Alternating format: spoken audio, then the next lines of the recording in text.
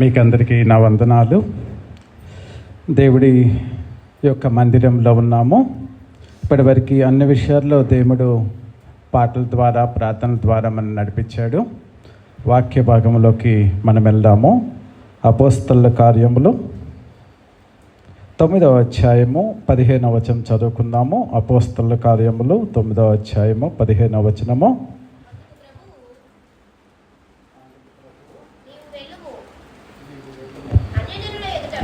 అన్యజనుల ఎదుటను, రాజుల ఎదుటను, ఇశ్రాయేలు ఎదుటను నా నామము భరించుటకు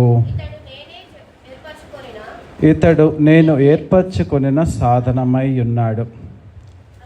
చాలు, దేవుడికి స్తోత్రం. ఈ వాక్య భాగం గురించి మాట్లాడుకున్నాము. సౌలుని దేవుడు నేను ఏర్పరచుకొనిన సాధనమై ఉన్నాడు అని చెప్తున్నాడు.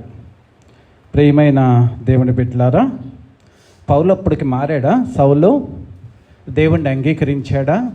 బాప్తిస్తం తీసుకున్నాడా? సంఘానికి వచ్చాడా లేదా అనేది మిమ్మల్ని మీరు పరిశీలించుకోండి.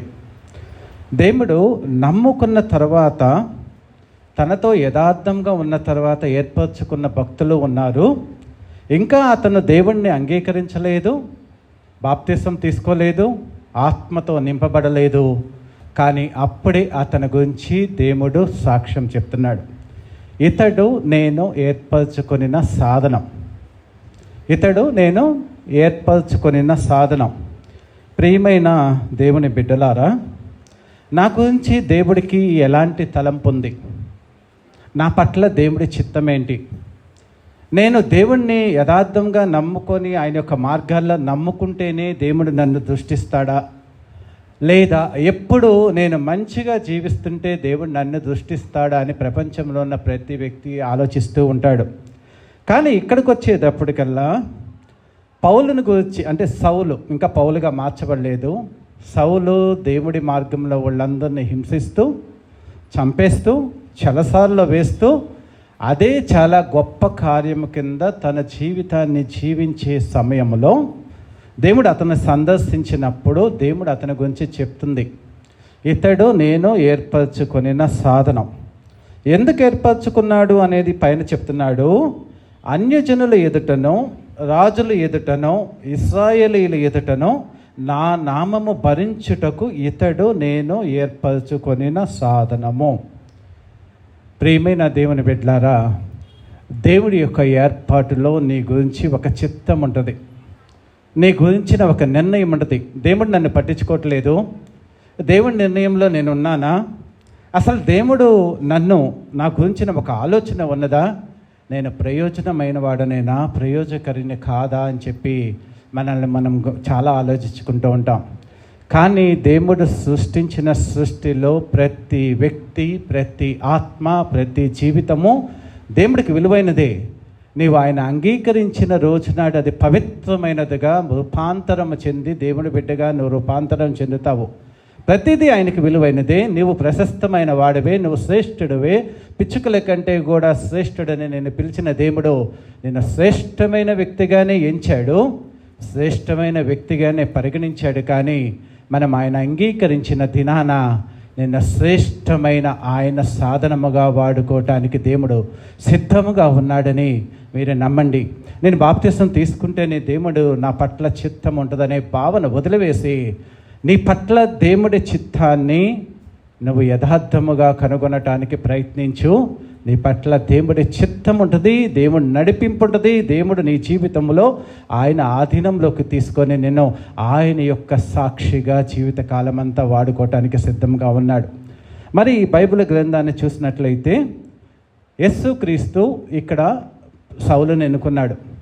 నేను నిన్ను ఏర్పరచుకునే సాధనమని సౌలు గురించి సాక్ష్యం ఇస్తున్నాడు.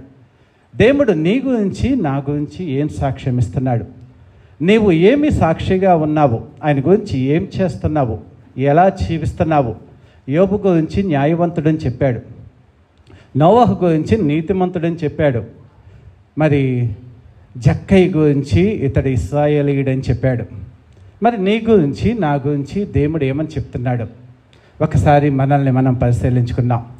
దేవుడు చెప్పే సాక్ష్యం నీ జీవితం ఇలా ఉండబోతుంది, నీ జీవితంలో ఇలా నిన్ను నేను మరల్చబోతున్నాను అని చెప్పి దేవుడు తన చిత్తాన్ని నీకు తెలియచేయడానికి దేవుడు సిద్ధంగా ఉంటే దాన్ని అంగీకరించి ఆయన్ని నీ జీవితంలోకి ఆహ్వానించి నీ జీవితాన్ని ఆయనకి ఇష్టమైన విజయవంతమైన జీవితంగా తీర్చిదిద్దుకోవడానికి నువ్వు సిద్ధపడితే నీ అంత అదృష్టవంతుడు ఎవరు లేరు. దేవుడు ఇక్కడ ఇతడిని నేను ఏర్పరచుకున్న సాధనం అంటున్నాడు. దేవుడు ఏర్పరచుకున్న సాధనం, బైబిల్ గ్రంథాన్ని మనం నిశితంగా పరిశీలించినట్లయితే పాత నిబంధన గ్రంథంలో దేవుడు మోషేని ఏర్పాటు చేసుకుంటాడు. మోషే అంటే ఆ యొక్క ఐగుప్తు చెరలో ఉన్న వ్యక్తుల్ని పరిశుద్ధమైన కణానికి అంటే పరలోక రాజ్యానికి నడిపించే నాయకుడు.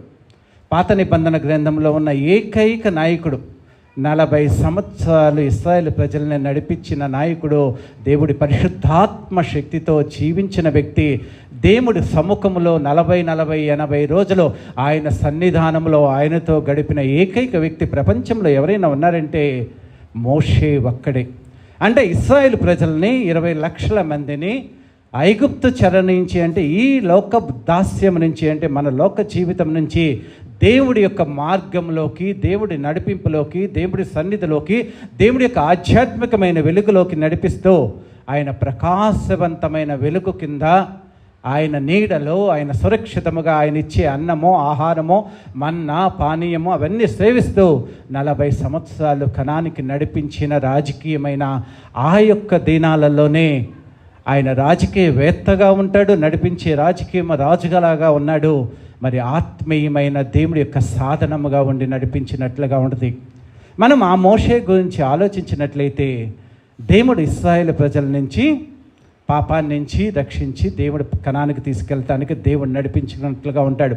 అయితే ఈ యొక్క మోషే గురించి కూడా దేవుడు సాక్ష్యం ఇస్తాడు. మీరు లేవీకాండం 12వ అధ్యాయం 3వ వచనంలో చూసినట్లయితే ఏమని చెప్తాడు? ఇతడు సాత్వికుడు, భూలోకంలో ఉన్న వాళ్ళందరికంటే సాత్వికుడు అని చెప్తాడు. అదే మళ్ళీ 7వ వచనంలో చూసేటప్పటికల్లా నా ఇల్లంతటిలో నమ్మకమైన వాడు అని చెప్తాడు.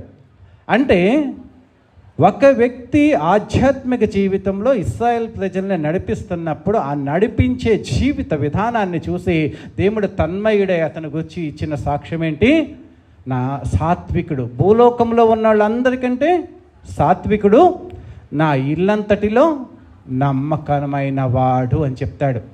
ప్రియమైన దేవుని బిడ్డలారా, అంత గొప్ప సాత్వికుడిని, ఇల్లంతటిలో నమ్మకమైన వాడని దేవుడి చేత ప్రశంసించబడుతున్న ఆ మోషేకి దేవుడిచ్చిన ఆధిక్యత ఏంటో తెలుసా? ప్రపంచంలో ఏ వ్యక్తికి దక్కదు. కానీ మోషే చనిపోయిన తర్వాత మోషేని పాతిపెట్టింది ఎవరో తెలుసా? దేవాది దేవుడే ఆకాశం నుంచి దిగివచ్చి ఆయన్ని పాతి పెట్టినట్లుగా బైబిల్ గ్రంథం ద్వితీయోపదేశకాండం చివరి అధ్యాయంలో చదువుకోండి.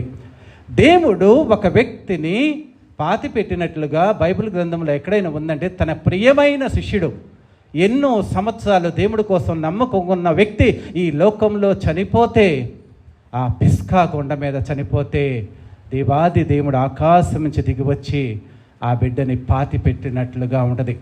అంతటి ఆధిక్యత ప్రపంచంలో ఏ వ్యక్తికి ఈ యొక్క భూ ప్రపంచం ఉన్నంత కాలమో దొరకదు అన్న సత్యాన్ని తెలుసుకోండి. అంత గొప్ప వ్యక్తి దేవుడి యొక్క మార్గంలో నడిపించాడు. అంటే దేవుడి చేత ఎంతో మంచి పేరు పొందిన నాయకుడుగా ఉన్నాడు, నడిపించిన నాయకుడుగా ఉన్నాడు. మరి అదే క్రొత్త నిబంధనకు వచ్చేటప్పటికల్లా యేసుక్రీస్తు గురించి దేవుడు సాక్ష్యం చెప్తాడు. ఏమని చెప్తాడంటే, మోషే తర్వాత ఈ లోకానికి మరలా పాప దాస్యం నుంచి మనల్ని విడిపించడానికి వచ్చిన యేసుక్రీస్తు గురించి కూడా దేవాది దేవుడు మత్తయి సువార్త 3వ అధ్యాయం చివరి 2 వచనాల్లో చెప్తాడు. ఎందుకంటే దేవుడి యొక్క ఆలోచనని, చిత్తాన్ని గౌరవించి బాప్తిసం తీసుకొని బయటికి రాగానే ఇతడు నా ప్రియ కుమారుడు, ఇతడు యందు నేను ఆనందించుచున్నానని చెప్తున్నాడు. యేసుక్రీస్తు గురించి కూడా దేవుడు సాక్ష్యం ఉంది. దేవుడు ఏమని చెప్తున్నాడు? ఇతడు నా ప్రియ కుమారుడు, ఇతడు యందు నేను ఆనందిస్తున్నానని చెప్తే ఆ ప్రియ కుమారుని తర్వాత 4వ అధ్యాయం 1వ వచనంలో ఎక్కడికి పంపిస్తాడో తెలుసా? శోధనలకి పంపిస్తాడు. అంటే ప్రియకుమారుడు ఇతడు యందు నేను ఆనందిస్తున్నానని అతన్ని సంతోషంగా ఉంచలేదు, కానీ అతడు శ్రమలు పొందటానికి 40 దినాల ఉపవాసం అపవాది చేత శోధించబడటానికి పంపించినట్లుగా ఉంటుంది. మరి అదే 17వ అధ్యాయంలో చూస్తే ఇతడు నా ప్రియ కుమారుడు, ఇతడి మాట వినుడి అని చెప్తాడు. అంటే దేవుడి గురించి యేసుక్రీస్తు కూడా దేవాది దేవుడి గురించిన మంచి సాక్ష్యం పొందాడు. అక్కడేమో అతడు యందు నేను ఆనందిస్తున్నానన్నాడు, అతడు శ్రమల గుండా వెళ్ళాడు. ఇక్కడేమో ఇతడు యొక్క మాట వినుడి, ఇతడు నా ప్రియ కుమారుడు, ఇతడి మాట వినుడి అని చెప్తాడు. ఎందుకు చెప్తాడంటే 16వ అధ్యాయంలో పేతురుని ఆయన గద్దించినట్లుగా ఉంటుంది. ఒక మాట చెప్తాడు, నేను చనిపోతాను, 3వ దినం నాడు లేస్తానంటే నువ్వు అలా చనిపోవటానికి వీల్లేదు అని చెప్పేసేసి యేసుక్రీస్తుని అడ్డగించి సాతాను ప్రతినిధిగా పేతురు ఉంటే అక్కడ యేసుక్రీస్తు అతన్ని గద్దించినట్లుగా ఉన్నప్పుడు తన ప్రియమైన శిష్యులంటే యోహాను, యాకోబు, పేతుర్లకి రూపాంతరపు కొండ మీద అనుభవాన్ని చూపించి ఆ అనుభవంలో దేవుడు పరలోకమందున్న తండ్రి మాట్లాడుతున్నాడు. ఇతడు నా ప్రియ కుమారుడు, ఇతడి మాట వినుడంటే పేతురు తర్వాత నుంచి ఆయన మాట విన్నట్లుగా ఉంటుంది. ప్రియమైన దేవుడి బిడ్డలారా, మోషే గురించి సాక్ష్యం ఇచ్చిన దేవుడు యేసుక్రీస్తు గురించి కూడా ఆకాశం నుంచి సాక్ష్యం ఇచ్చాడు. ఇతడు ఎంత ఆనందిస్తున్నానని చెప్పి ఇతడి మాట వినుడి అని చెప్పాడు. మరి అదే యేసుక్రీస్తు పునరుత్థానుడై ఆకాశానికి ఆరోహణం అయిపోయేటప్పుడు అపోస్తలుల కార్యంలో చూసినట్లయితే 1వ అధ్యాయంలో మీరు 9, 11 వచనాల తర్వాత చదువుకోండి. దేవదూతలు నిలబడి ఆ ప్రకాశవంతమైన ఒక మేఘము వచ్చి ఆయన్ని తీసుకొని ఆకాశానికి వెళ్ళిపోయినప్పుడు, గలిలయ మనుషులారా ఏం చూస్తున్నారు మీరు? ఏ రీతిని ఆయన ఆకాశానికి కొనిపోయాడో అదే రీతిగా మరలా తిరిగి వస్తాడు. అంటే ఆయన ఆరోహణమై తండ్రి కుడిపార్శ్వమున ఆసీనుడైకానికి వెళ్ళిపోయాడు, మరలా రెండోసారి తీర్పు తీర్చడానికి వస్తాడు అని చెప్పి ఆయన గురించి సాక్ష్యం ఇచ్చినట్లుగా ఉంటుంది. నీవు నమ్ముకున్న దేవుడి గురించి ఈ లోకములో తండ్రి అయిన దేవుడు, ఆయన సేవించే దేవదూతలు సాక్ష్యం ఇస్తున్నాయి. మరి మన గురించి దేవుడు ఏమి సాక్ష్యం ఇస్తున్నాడు? ఇన్నేళ్ల నీ ఆత్మీయ జీవితంలో నీవు దేవుణ్ణి ప్రార్థిస్తున్నావు, వాక్యం చదువుతున్నావు, సమాజానికి వస్తున్నావు, నీ కుటుంబంలో నువ్వు అందరికీ సాక్ష్యం ఇస్తూ జీవిస్తున్నావు. కాబట్టి నీ గురించి దేవుడిచ్చే సాక్ష్యము ఒక్కటన్నా ఉన్నదా? పలానా విషయంలో నేను పరిశీలించినప్పుడు ఈ విషయంలో నువ్వు బెటర్ కాదు, 10 మందిలో నువ్వు పర్వాలేదు కాదు, యు ఆర్ ద బెస్ట్ అని దేవుడు ఏదైనా ఒక విషయంలో నిన్ను మెచ్చుకుంటున్నాడా? ప్రియ సహోదరుడా, ప్రియ సహోదరి, మిమ్మల్ని మీరు పరిశీలించుకోండి. ఎంతో కాలము మనము ఒక స్కూల్లో చదువుతాము. ఎప్పుడైనా మన స్కూల్ టీచర్ క్లాస్ అందరిలో నిన్ను మెచ్చుకుందనుకో, నీకు ఎంత సంతోషం కనపడుతుంది? జీవితకాలం అంతా నువ్వు చదివినంతకాలం కూడా ఎవరు నిన్ను మెచ్చుకోకుండా యథాలాపంగా నీ జీవితాన్ని, చదువుని నువ్వు ముగించేసినట్లయితే, ఒక్కరి ప్రశంసకు కూడా మెచ్చుకోకుండా నీ జీవితాన్ని నువ్వు అలాగే కొనసాగినట్లయితే నీలో ఎటువంటి సంతోషము ఉండదో, నీలో ఎటువంటి ఎదుగుదల ఉండదన్న సత్యాన్ని తెలుసుకోండి. యేసుక్రీస్తుని కూడా తండ్రి అయిన దేవుడు మెచ్చుకున్నాడు. ఎందుకంటే ప్రజలంతా కూడా అతని జీవితాన్ని పరిశీలిస్తున్నారు. ఈ లోకంలో గమనించే మనుషుల యొక్క జీవితం అంటే కళ్ళకి కనపడేది కాదు, కానీ అంతరింద్రియాన్ని పరిశీలించే పరలోకమందున్న దేవుడు యేసుక్రీస్తుని లోకంలో చూసినప్పుడు ఆయన ఎంతో నచ్చినట్లుగా అతని యందు నేను ఆనందిస్తున్నానని చెప్పాడు. నిన్ను చూసి దేవుడు ఆనందిస్తున్నాడా?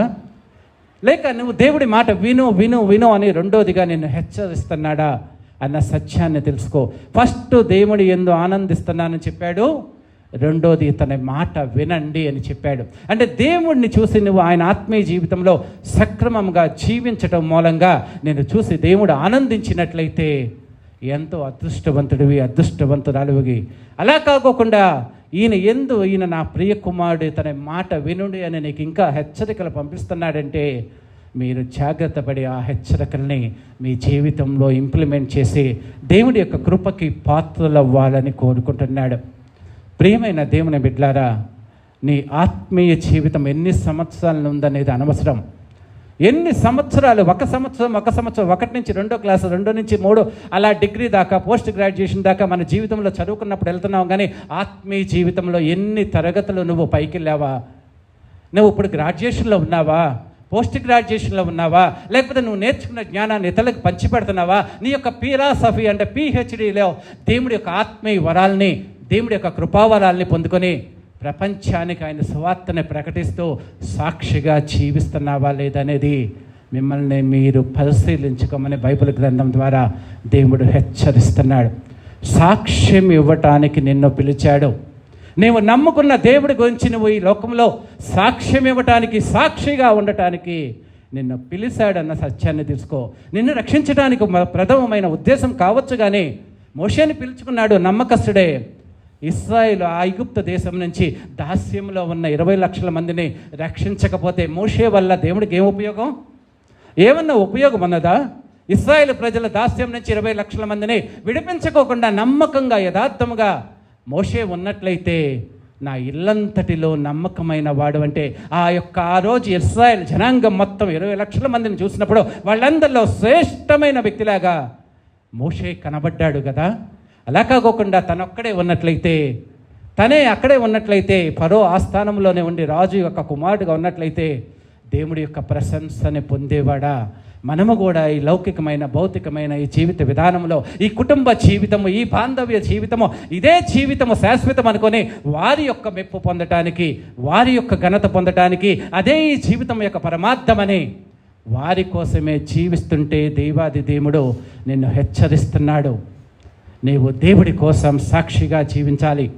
నీవు దేవుడికి ఏర్పరచుకున్న సాధనం, విలువైన ఆయన రక్తము చేత కొనబడిన అమూల్యమైన ప్రశస్తమైన రక్తము చేత కొనబడిన ఆయనకు సంబంధించిన వ్యక్తివి. నీకు నీ మీద ఎటువంటి అధికారము లేదు. క్రైస్తవురాలుగా నీవెప్పుడైతే నీ పేరుని మార్చుకున్నావో ఆ క్షణం నుంచి నీ మీద నీవు అధికారము కోల్పోయినట్లే. దేవుడికి సర్వాధికారాలు ఇచ్చినట్లే. ఆయన చిత్తానుసారముగా నీవు జీవించాల్సిందే. అలా కాకోకుండా నాకు నచ్చినట్లు, నా లోకానుసారమైన జీవితము నాకు నచ్చినట్లుగానే జీవిస్తానంటే అది మీ ఇష్టము. దేవుడి ఆశీర్వాదానికి నోచుకునే వ్యక్తిలాగా ఉంటే దేవుడు మిమ్మల్ని చూసి హెచ్చరిస్తూనే ఉంటాడన్న సత్యాన్ని తెలుసుకోండి. బైబిల్ గ్రంథంలో మనం చూసినట్లయితే క్రొత్త నిబంధన గ్రంథంలో దేవుడు ఇద్దరిని పిలుచుకుంటాడు. యేసుక్రీస్తు ఈ లోకంలో ఉన్నప్పుడు పేతురుని పిలుస్తాడు. మత్తయి సువార్త 16వ అధ్యాయము 21వ వచనం నుంచి 23వ వచనాల దాకా మీరు చదువుకోండి. అక్కడ పేతురుని నన్నేమని అనుకుంటున్నారంటే నీవు సజీవుడైన దేవుడి కుమారుడైన క్రీస్తువు అని ఒప్పుకుంటాడు. ఒప్పుకున్నప్పుడు అది నీకు గొప్పవాడివని చెప్పి నీ మీద నా సంఘాన్ని కడతావు, నీవు బండవి, నువ్వు పేతురువి, కేఫా అనబడతావు అంటాడు. అంటే పేతురుకి దేవుడిచ్చిన సర్టిఫికేట్ ఏంటి? నీవు బండవి, నీ బండ మీద నా సంఘాన్ని కడతాను అంటాడు. అంటే ఈ యేసుక్రీస్తు చనిపోయిన తర్వాత క్రైస్తవ సమాజాన్ని పేతురు అనే బండ మీద పేతురు ద్వారా తన సంఘాన్ని కడతాను అని చెప్పి దేవుడు పేతురుకి నువ్వు బండవి, కేఫావి అని దేవుడు పేతురు గురించి సర్టిఫై చేశాడు. ఎప్పుడు?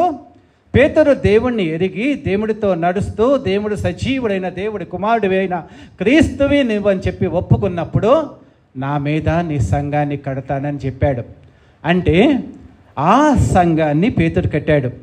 కట్టి యేసుక్రీస్తు యోధ యెరూషలేము మొత్తంలో యెరూషలేములో ఇశ్రాయేలు ప్రజల మొత్తానికి సంఘాన్ని కట్టాడు. మరి ఇక్కడికి వచ్చేటప్పటికల్లా సౌలుకు చెప్తున్నాడు. రెండో వ్యక్తి ఎవరంటే ఇక్కడ సౌలు దేవుణ్ణి ఇరుక్కోకుండా తిరుగుతున్నప్పుడు సౌలును సంధించి నేను ఏర్పరచుకున్న సాధనం అంటున్నాడు. నేను ఏర్పరచుకునే సాధనము నువ్వు నా సేవ చేయాలంటే అక్కడ ఎందుకు ఏర్పరచుకున్నాడు అనే దాని గురించి మనం మాట్లాడుకున్నాం. ఎందుకు ఏర్పరచుకుంటాడు ఒక వ్యక్తిని?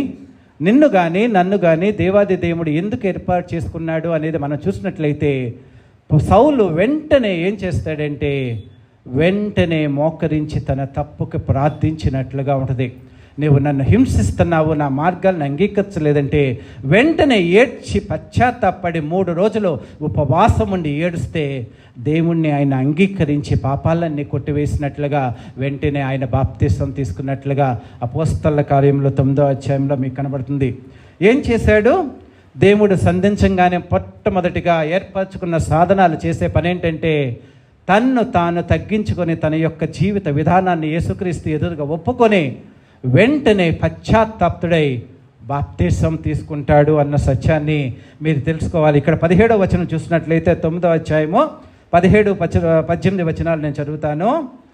అననీయ వెళ్ళి ఆ ఇంట ప్రవేశించి అతని మీద చేతులుంచి, సౌలా సహోదరుడా, నీవు వచ్చిన మార్గంలో నీకు కనబడిన ప్రభు అయిన యేసు నీవు దృష్టి పొంది పరిశుద్ధాత్మతో నింపబడినట్లు నన్ను పంపి ఉన్నాడని చెప్పాను. అప్పుడే అతడి కళ్ళల నుండి పొరల వంటివి రాలగా దృష్టి కలిగి బాప్తిస్మం పొందెను. తర్వాత ఆహారం పుచ్చుకొని బలపడెను. యేసుక్రీస్తు ఎప్పుడైతే నేను సంధించాడో వెంటనే నువ్వు నీ తప్పులను ఒప్పుకొని బాప్తిసం తీసుకోవాలి. నువ్వు దేవుడి నిర్ణయంలో ఉన్నావన్న సత్యాన్ని తెలుసుకో. దేవుడి కృప కింద ఉన్నావన్న సత్యాన్ని తెలుసుకో. దేవుడి యొక్క అనుగ్రహం మూలంగా ఈ ప్రపంచంలో నువ్వు జన్మించావో, దేవుడి యొక్క అనుగ్రహం మూలంగా ఆ కృపాక్షేమాలే నీ వెంట వస్తూ ఉన్నాయి. దేవుడు నిన్ను కంటికి రెప్పలాగా కాపాడుతున్నాడన్న సత్యం తెలుసుకో. ప్రియ సహోదరుడా, సహోదరి, దేవుడు కాపుదల నిన్ను వెన్నంటి ఉండటం మూలంగానే నువ్వు ఎప్పుడు సురక్షితంగా, సంతోషంగా, ఆరోగ్యంగా జీవిస్తున్నావు అన్న సత్యాన్ని ఎవరైతే మనసు నందుంచి దేవుడికి కృతజ్ఞత కలిగి జీవిస్తూ ఉంటారో వాళ్ళ జీవితంలో ఎటువంటిది కలిగినా కానీ దేవుడు వాళ్ళని ఆదరించి, ఓదార్చి, ముద్దాడి, ఎత్తుకొని అతను వాళ్ళని ఓదార్స్తాడన్న సత్యాన్ని తెలుసుకో. దేవుణ్ణి నీ దేవుడిగా ఎన్నుకొని నీ యొక్క హృదయ అంతరంగంలో ఆయనకి స్థానానికి ఇస్తానికి ఎప్పుడైతే నువ్వు ఒప్పుకుంటావో ఆయన నిన్ను ఎత్తుకుంటాడు, ముద్దాడుతాడు, ఓదారుస్తాడు, నడిపిస్తాడు. నీ జీవితంలో ఆశీర్వాదకరమైన జీవితముగా నిన్ను జీవింపచేస్తాడు అన్న సత్యాన్ని తెలుసుకొని క్రైస్తవ జీవితంలో మీరు ముందుకు వెళ్ళటానికి మీరు అంగీకరించండి. ఎప్పుడైతే యేసుక్రీస్తు మాట్లాడాడో వెంటనే అతడు బాప్తిసం తీసుకున్నాడు, పరిశుద్ధాత్మని పొందినట్లుగా ఉన్నది. వెంటనే ఏం చేస్తాడు? తర్వాత 19-20 వచనాలు చూసినట్లయితే, వెంటనే సమాజ మందిరంలో యేసే దేవుడి కుమారుడని ఆయన గూర్చి ప్రకటించుచుండెను. ఇందాకటి వరకు ఏం చేశాడు? అసలు ఆ ప్లేస్కి ఎందుకు వచ్చాడు? ఎవరైతే క్రీస్తుని దేవుడిని నమ్ముకుంటారో వాళ్ళందరినీ హింసించడానికి వచ్చాడు, వాళ్ళందరినీ చంపేయటానికి వచ్చాడు, వాళ్ళందరినీ బంధించడానికి వచ్చాడు. చెరసాల్లో వేసి చంపేయటానికి వచ్చిన వ్యక్తి వెంటనే ఏం చేస్తున్నాడు? యేసుక్రీస్తు సంధించగానే, యేసుక్రీస్తు మాట్లాడంగానే తనలో నిజమైన పశ్చాత్తాపం వచ్చినప్పుడు, తనలో నిజమైన రియలైజేషను, ఈయనే నిజమైన దేవుడని ఏ వ్యక్తి అయితే తన మనసులో 100% నమ్ముకుంటాడో వెంటనే తన బాప్తిసం పొందిన వెంటనే యేసుక్రీస్తు గురించి ప్రకటించటం అనేది మొదలు పెడతాడు. ఈయనే నిజమైన దేవుడు, ఈయనే నన్ను మార్చాడు, ఈయనే సృష్టించాడు, ఈయనే సృష్టికర్త. నేను ఈరోజు జీవించి ఉన్నానంటే దేవుడు ఉగ్రతతో నేను లయమైపోలేదంటే, ఇంతవరకు అతను చేసిన పనులకి, అతడు దేవుడికి వ్యతిరేకంగా చేసిన ప్రతి పనికి దేవుడి ఉగ్రత వెంటనే అతని మీదకి వస్తే అతను ఏమైపోవాలి? సొదొమ గొమొర్రా ప్రజల మీదకి ఉగ్రత వచ్చింది, ఏమైపోయారు? నోవహు టైంలో ఆ ప్రజల మీద ఉగ్రత వస్తే ఏమైపోయారు? జల ప్రళయం పాలైపోయారు.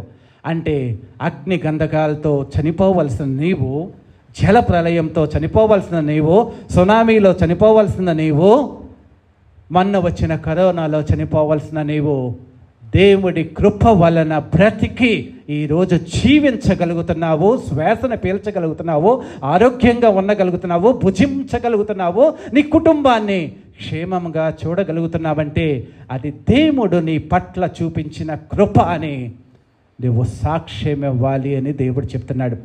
అది నువ్వు సాధనం అంటే నిన్ను మార్చుకుంది. ఎందుకంటే దేవుడి గురించి నువ్వు సాక్షిగా ఉండాలి.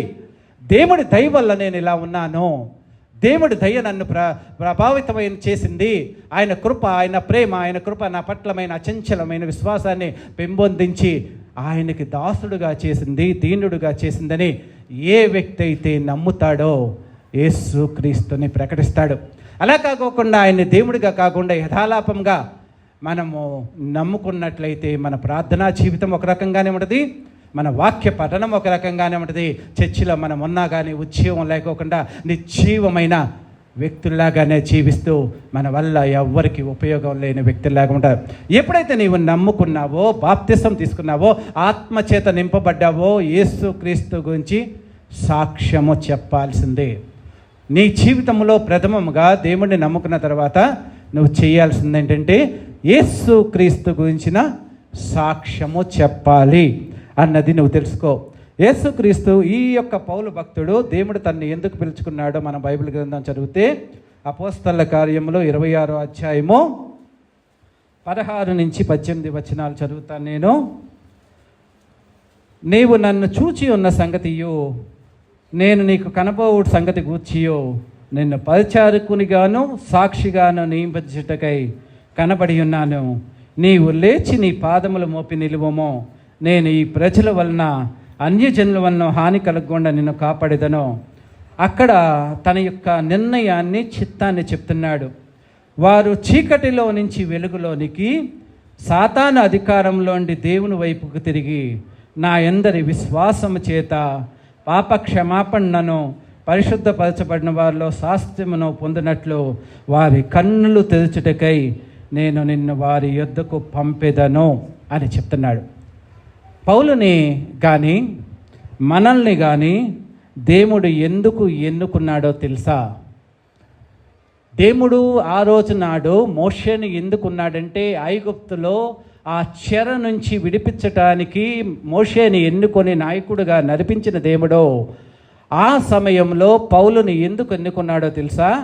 చీకటిలో నుంచి వెలుగులోనికి సాతాను అధికారంలోంచి దేవుని వైపుగా తిరిగి నా యందలి విశ్వాసము చేత పాప క్షమాపణను పరిశుద్ధపరచబడిన వారిలో స్వాస్థ్యమును పొందినట్లు వారి కన్నులు తెరచుటకై నేను వారి యొద్దకు నిన్ను పంపేదను.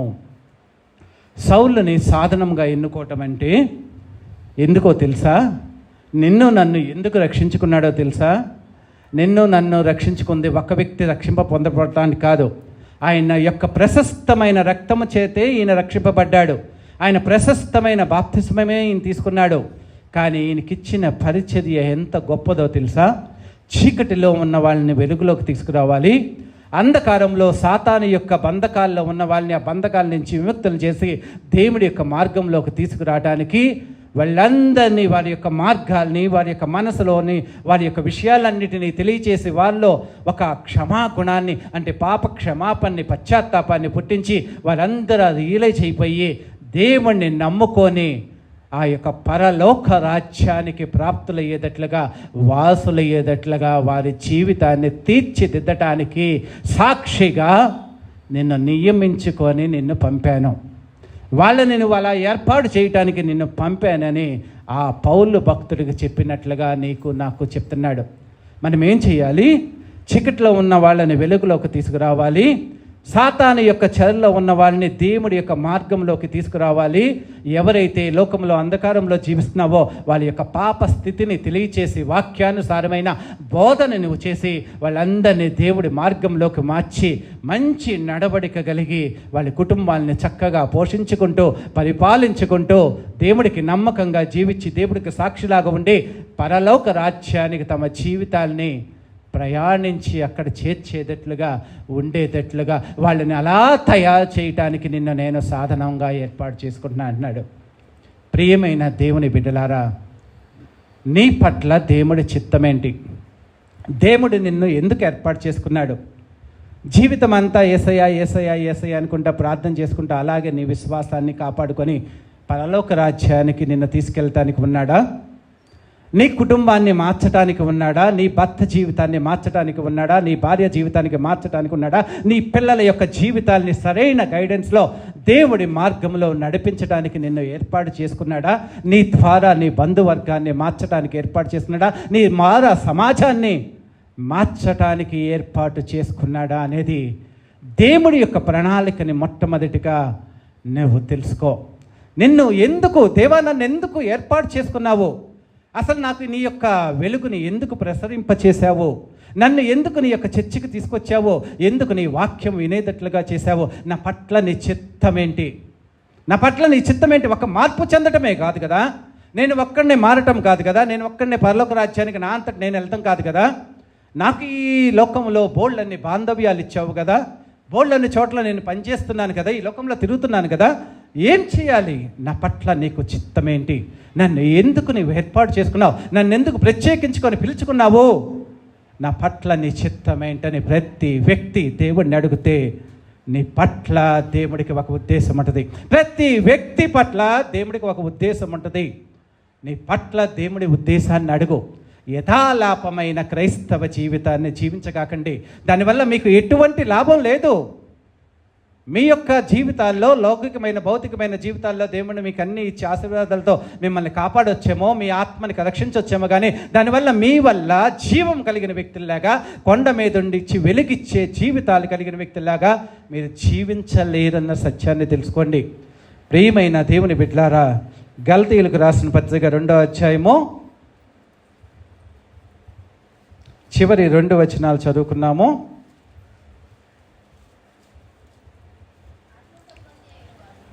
గలతీ రాసిన పత్రిక 2వ అధ్యాయము, నేను క్రీస్తుతో కూడా సిలువ వేయబడి ఉన్నాను, ఇకను జీవించువాడను నేను కాదు, క్రీస్తే నా యందు జీవించుచున్నాడు.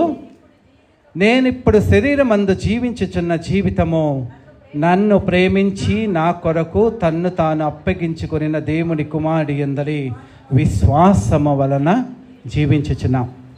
ఆధ్యాత్మిక జీవితంలో జీవించుచున్న నీవు పలకాల్సిన మాట ఏంటో తెలుసా? నేనిప్పుడు శరీరమందు జీవించుచున్న జీవితము నన్ను ప్రేమించి నా కొరకు తన్ను తాను అప్పగించుకొనిన దేవుడి కుమారుడి యందలి విశ్వాసం మూలంగా జీవించుచున్నాను. మరి ఈ మాట మీలో ఎంతమంది చెప్పగలరో మీ గుండెల మీద మీరు చేరేసుకోండి. నేనిప్పుడు జీవించుచున్న జీవితము నన్ను ప్రేమించి నా కొరకు సిలువలో వెలకట్టలేనంత ఆయన విలువైన రక్తాన్ని కాచి నన్ను పరిశుద్ధుడుగా తీర్చిదిద్ది విమోచించి నన్ను నీతిమంతుడుగా ఆయన సభలో నిలబెట్టడానికి యోగ్యత ఇచ్చిన ఆ దేవుడి యందు ఆనందిస్తూ, అలాంటి దేవుణ్ణి ఆరాధిస్తూ, అలాంటి దేవుడికి సాక్షిగా ఉంటూ నా జీవితాన్ని నేను నడుపుకుంటున్నాను. మీలో ఎవరు చెప్పగలరు ఈ మాట? పౌలు భక్తుడు చెప్పాడు, నేను ఇప్పుడు జీవించుతున్న జీవితము నన్ను ప్రేమించి నా కొరకు తన శరీరాన్ని తన ప్రాణాన్ని అర్పించిన దేవుడి యందలి విశ్వాసం మూలంగా నేను జీవిస్తున్నాను. అది క్రైస్తవ ఆధ్యాత్మిక జీవితంలో దేవుడు కోరుకున్న మహోన్నతమైన జీవితం. సాక్ష్యం అంటే అది.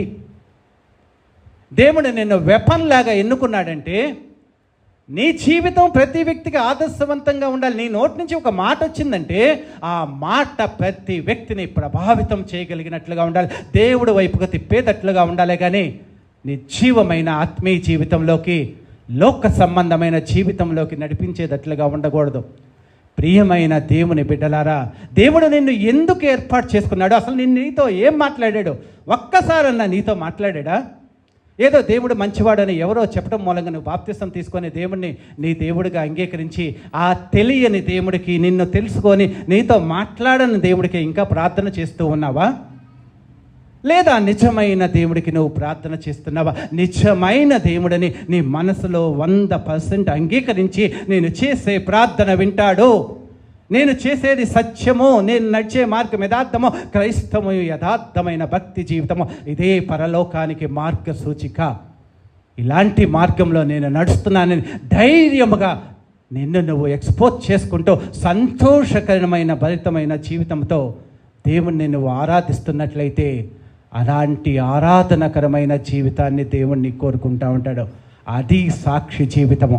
అది దేవుడు నిన్ను ఎన్నుకోవటం అంటే, దేవుడు నిన్ను ప్రత్యేకించడం అంటే, దేవుడు తన రక్తంతో, తన అమూల్యమైన రక్తంతో నిన్ను శుద్ధీకరించాడంటే వెంటనే ఆ రక్తము నిన్ను సాక్షిగా మార్చేయాల్సిందే కానీ ఇంట్లో కూర్చొనివ్వదు. ఆ రక్తంతో నిజముగా నువ్వు కడగబట్టినట్లయితే, యేసుక్రీస్తులో నిజముగా నువ్వు మారు మనసు పొంది పరిశుద్ధాత్మతో అభిషేకించబడినట్లయితే నువ్వు సాక్షిగానే ఉంటావు. ఎక్కడైనా సాక్షిగానే ఉంటావు. యేసు నామాన్ని ప్రకటించడమే నీ యొక్క ముఖ్య ఉద్దేశముగా, అదే నీకు ప్రియమైన విషయముగా నువ్వు ఎంచుకొని యేసుక్రీస్తుని ప్రకటిస్తూ ఉంటావు. ప్రియమైన దేవుడి సంగమా, లోకంలో చాలామంది దేవుడి కోసం, నామ మహిమార్థం కోసం చనిపోయిన వాళ్ళు ఉన్నారు, హతసాక్షులైన వాళ్ళు ఉన్నారు, తన జీవితంలో ఎంతోమంది ఉన్నారు. కానీ మనం మటుకు సమాజాన్ని ప్రభావితం చేసే వ్యక్తులాగా ఉండట్లేదు. మన కుటుంబాన్ని ఉద్ధరించి కట్టుకొని దేవుడి యొక్క మార్గాల్లో నడిపించుకునే వ్యక్తులాగా ఉండటం, కుటుంబంలో ఉన్న ఒక వ్యక్తిని బాప్తిసం తీసుకొని ఆ వ్యక్తిని దేవుడి మార్గంలోకి నడిపించలేనంత దేవుడి యొక్క ప్రేమని, దేవుడి యొక్క కృపని, దేవుడి యొక్క అపరిమితమైన ఆయన అద్భుతమైన శక్తి సామర్థ్యాన్ని ప్రదర్శించలేని క్రైస్తవుల్లాగానే ఉంటున్నాం. నీ సాక్షి జీవితం ఏమైంది? దేవుడి కోసం నీ సమర్పణ జీవితం ఏమైంది? ఎందుకు అంగీకరించావు? ఎలా జీవిస్తున్నావు? నీ పట్ల దేవుడి చిత్తాన్ని నువ్వు అడుగు. నా పట్ల దేవుడి చిత్తాన్ని నేను అడిగాను. నా కుటుంబం పట్ల దేవుడి చిత్తాన్ని నేను అడుగుతూనే ఉంటా. నేను ఏం చేయాలి? నీ కోసం ఎలా జీవించాలి? నా జీవితంలో నా పట్ల నీ చిత్తాన్ని తెలియచేయవా? నీ చిత్తానుసారముగా నేను జీవించడానికి నిర్ణయించుకుంటానని ప్రతి దినము దేవుణ్ణి నేను అడుగుతూనే ఉంటాను. మీరు కూడా అడగండి, దేవా నా పట్ల నీ చిత్తం ఏంటి? నన్ను ఎందుకు మార్చుకున్నావు? నా కొరకు ఎందుకు ఈ లోకానికి వచ్చావు? నా కొరకు సిలువలో నువ్వు ఎందుకు చనిపోయావు? నీ ప్రాణాన్ని వెలగా నా కొరకు ఎందుకు పెట్టావు? నీ ప్రాణాన్ని ఎందుకు ఇచ్చావు అసలు నా కోసము? నేను అంత విలువైన వాడినా? నేను అంత యోగ్యుడునా? లేకపోతే నీకు అంత ప్రేమ ఎందుకు? పిచ్చివాడినైనా నా మీద నువ్వు ఎందుకు ప్రేమించావు నన్ను? నీ ప్రేమకి ఏంటి? ఏమి ఇవ్వాలి నేను? నా పట్ల నువ్వు చూపించిన ప్రేమకు కానీ అపరిమితమైన నీ కృపలకు కానీ నేను ఏమి ఇవ్వాలి? ఏమి ఇవ్వాలని నా కొరకు చనిపోయావు దేవా? నేనేం చేయాలని ప్రతి వ్యక్తి అడగండి. ఫస్ట్ నీ పట్ల దేవుడి చిత్తాన్ని తెలుసుకొని నీ ఆత్మీయ జీవితంలో నడవటం ప్రారంభిస్తే పాషాణమైన హృదయం, కరడుగట్టిన హృదయం, నీ బండ లాంటి హృదయాన్ని దేవుడు బద్దలు చేసి తన వాక్యముతో ఆత్మతో నిన్ను నడిపించి దేవుడికి సాక్షిగా జీవించేటట్లుగా నిన్ను ఆయన మలచుకుంటాడు. ఆయన సాక్షిగా మహిమార్థమై వాడుకుంటాడు. అందుకోసమే దేవుడి లోకానికి వచ్చాడు. అందుకోసమే ప్రపంచవ్యాప్తంగా దేవుడి యొక్క స్వార్థ ప్రకటించబడుతుంది. నీ పండ లాంటి నీ హృదయాన్ని బద్దలు కొట్టి దేవుడి ప్రేమని, దేవుడి కరుణని నీ హృదయంలో కుమ్మరించి నిన్ను మానవుడుగా, ఆయన్ని ప్రేమించే వ్యక్తిగా, సాక్షిగా, ఆయన కోసం జీవించే వ్యక్తిగా మార్చడానికి ప్రపంచవ్యాప్తంగా దేవుడి యొక్క స్వార్థ దేవుడు ప్రకటింపచేస్తున్నాడు.